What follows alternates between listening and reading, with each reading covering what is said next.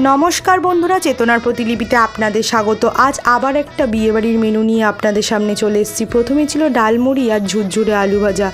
গরম ভাতে ডালমুড়ির সাথে ঝুরঝুরে আলু ভাজা খেতে ভীষণ ভালো লাগে। তারপরেই ছিল দই পটল। দই পটলটা ভীষণ সুন্দর খেতে হয়েছিল। পটল যেহেতু আমার ফেভারিট সবজি, এটা দিয়ে বেশ অনেকটাই ভাত খেলাম। আর এই বিয়েবাড়ি স্টাইল গ্রেভিগুলো কিন্তু আমার খুব ভালো লাগে।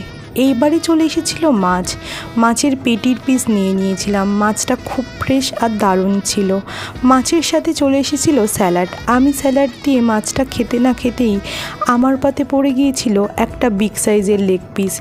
আর রান্নাগুলো খুব সুন্দর আর টেস্টি হয়েছিল। অনেক কম বিয়েবাড়ি এত সুন্দর রান্না হয়। শেষ পাতে ছিল চাটনি, পাঁপড়, আর পরে ছিল মিষ্টি আর আইসক্রিম। আমি মিষ্টি আইসক্রিম খাইনি, আমার সাথে যারা খেতে বসেছিল তারা সবাই খেয়েছিল। তার কিছু ক্লিপ রইল। এখন টাটা।